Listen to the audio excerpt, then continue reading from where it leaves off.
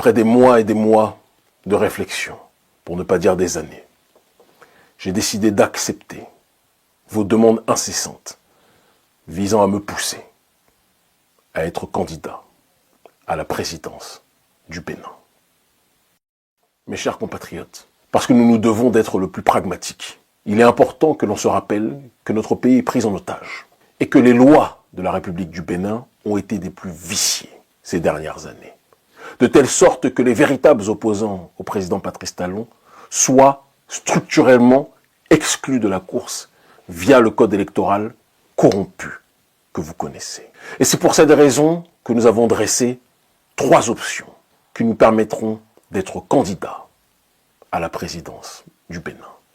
Monsieur Kémi Séba, président de l'ONG Urgence Panafricaniste, a fait une déclaration aujourd'hui à travers une vidéoconférence et je pense que cette déclaration, ça va faire parler beaucoup sur les réseaux sociaux et surtout, ça va plaire à des gens qui ont la même idéologie comme Monsieur Kémi Séba.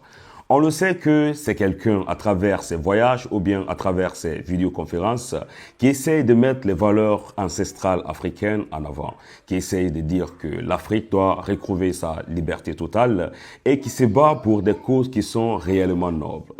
Il n'arrête pas de nous dire que les troupes étrangères doivent être abolies sur l'étendue du continent africain. Et de 2, il n'arrête pas de nous parler de l'abolition de cette monnaie qu'on appelle le franc CFA. Et si on entend M. Kémi Séba nous dire clairement que les élections prochaines qui seront organisées au Bénin en 2026, qu'il sera candidat. Je pense que c'est l'occasion pour tout le monde entier de le mettre à l'épreuve et de voir qu'est-ce qu'il va essayer de changer dans la politique interne du Bénin et surtout du continent africain. Que la paix, si possible, soit sur vous tous. Honneur, bonheur, prospérité sur chacun d'entre vous. Si je m'adresse aujourd'hui à vous, en cette période d'une extrême gravité, en cette période des plus troublées, c'est parce que notre peuple vit dans des conditions qui dépassent le cadre de l'irrationalité. Le Bénin connaît une crise sociale sans précédent. Une crise sociale qui favorise les plus riches, une minorité de la population, pendant que la quasi-totalité du peuple vit dans des conditions qui dépassent l'entendement. Une crise socio-économique où les denrées alimentaires de première nécessité ont vu leur prix exploser, au minima doubler. Riz, gari, manioc, huile, les prix explosent. L'essence, le gaz, les prix explosent. Les sojaculteurs qui connaissent une dépression sociale qui dépasse l'entendement connaissent de plus en plus de suicides. Les paysans, dans leur entièreté, connaissent des conditions des plus difficiles. Les licenciements au sein des entreprises d'État, eux aussi, sont devenus légion. Les enseignants vivent dans des conditions des plus difficiles, dans le primaire, dans le secondaire et dans la sphère universitaire. Le pays va mal. Vous rajoutez à cette réalité cette passion pour la persécution qu'a notre président, le président Patrice Talon, lorsqu'il s'agit de s'attaquer aux opérateurs économiques nationaux, qu'il pousse à l'exil, qu'il pousse à la dépression économique, politique et psychologique, parce que Talon n'aime pas partager le butin que constitue à ses yeux le Bénin avec ses semblables, avec le peuple. Non, il veut tout s'accaparer, et s'il doit partager avec certains, ça sera toujours avec les opérateurs économiques prédateurs occidentaux.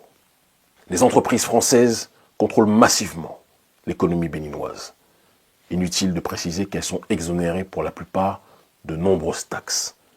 Luxe dont ne peuvent pas se prévaloir les entreprises béninoises qui, elles, sont surtaxées par le même régime béninois. Toute cette situation entraîne une frustration généralisée au sein de la population, du nord au sud, de l'est à l'ouest. Un peuple qui souffre ne peut pas être un peuple en paix. Et constater ce fait ne signifie pas appeler à la violence, mais simplement rappeler le principe élémentaire d'intelligence. Nous avons tous vu la déclaration au Parlement, à l'Assemblée nationale, du président Patrice Talon. Une déclaration pleine de mépris, d'arrogance et aussi de panique Parce qu'un président en fin de mandat qui menace sa population est un président qui se sait en réalité en danger par rapport à son bilan.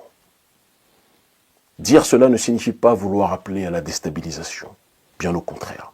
Simplement constater que quelqu'un qui est sûr de son bilan, quelqu'un qui est sûr de ses actions, quelqu'un qui est sûr du bienfait de ses démarches, ne pourra jamais être dans une logique de tenter d'intimider son peuple. Mais cette méthode d'intimidation a été le b.a.-ba de la politique du président Patrice Talon depuis son accession au pouvoir. Une intimidation qui ne marche plus, une intimidation qui n'étonne plus, une intimidation qui glisse sur la peau d'un peuple qui a été si longtemps persécuté qu'il ne sent plus les coups. Face au faible pouvoir d'achat, les Béninois vivent depuis quelques semaines la flambée des prix des produits de première nécessité sur le marché. Une situation qui vient enfoncer le clou des plaintes d'une crise socio-économique sans précédent au pays de l'Amazone. Il n'y a rien qui est moins cher actuellement au Bénin. Les produits vivriers sont très chers.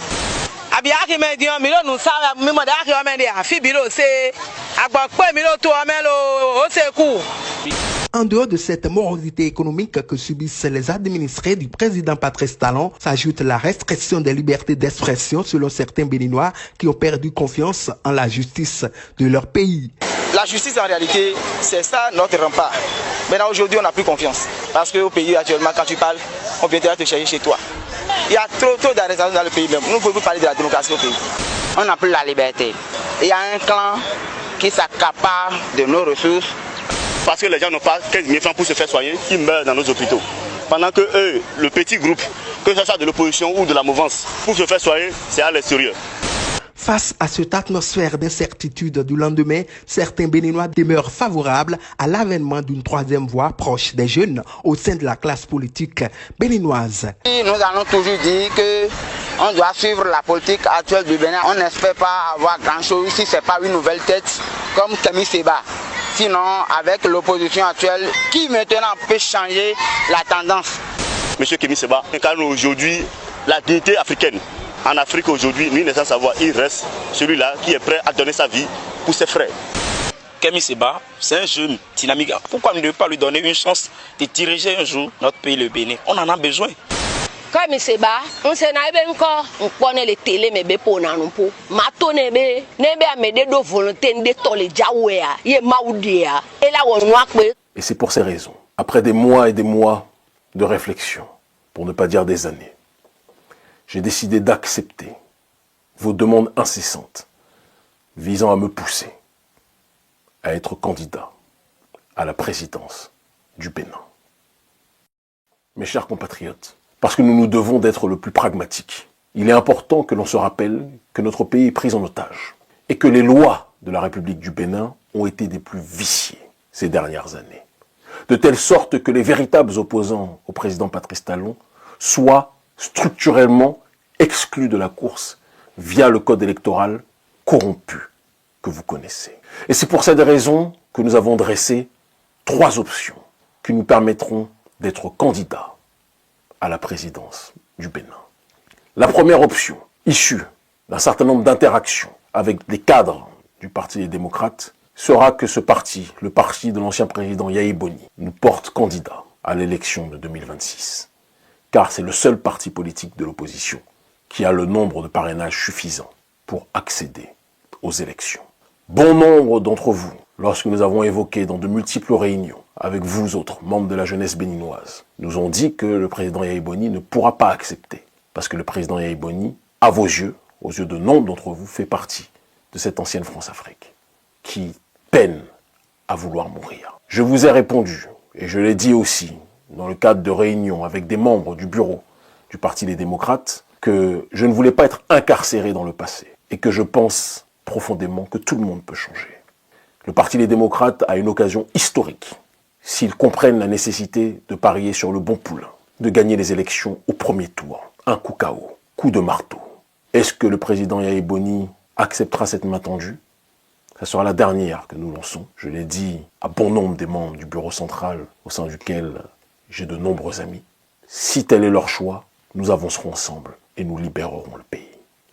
La deuxième option aura pour seule et unique fonction de constituer une véritable coalition, bien plus large que celle qui existe actuellement, visant à exiger une réforme du code électoral pour que tout le monde puisse candidater à l'élection présidentielle au Bénin.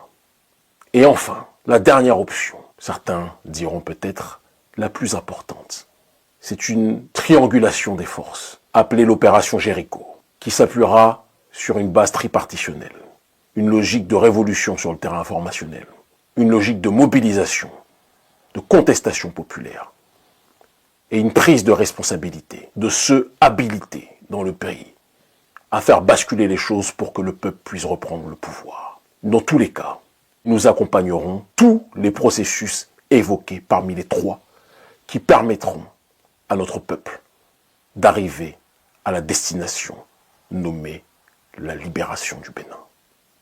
Ce que nous avons propagé partout, nous allons l'installer ici pour une résurrection du pays des Agonchés, pour une résurrection du pays de l'ancien Dahomey, pour une résurrection d'un peuple qu'on a trop longtemps voulu écraser, mais que nul ne peut exterminer, pour que le travail commencé par Béhanzin puisse être finalisé.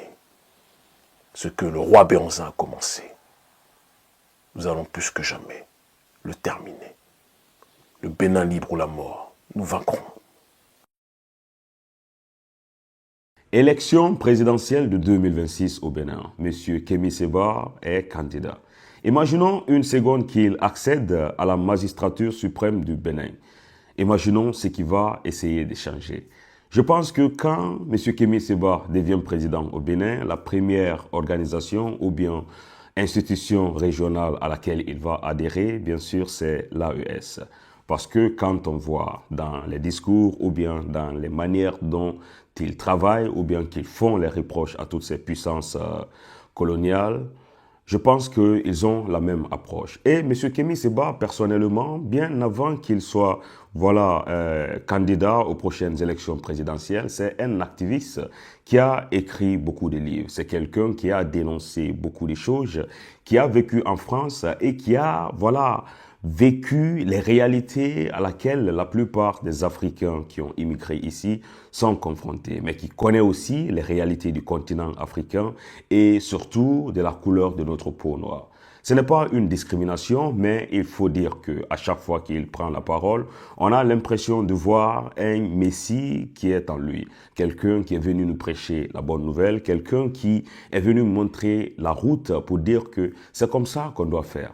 Mais ce qu'il faut dire, c'est que des gens comme Kémi Séba ou bien Franklin Nyamsi, Nathalie Nyambe, je n'arrête pas de le dire, c'est des gens qui seront à chaque fois persécutés, que ce soit par des forces visibles ou bien invisibles. Parce que quand il s'agit de la libération du peuple noir, ça va faire mal à beaucoup de personnes, sachant que le peuple noir a été longtemps traité par des puissances oligarchiques qui ont essayé de construire leur fortune sur notre dos.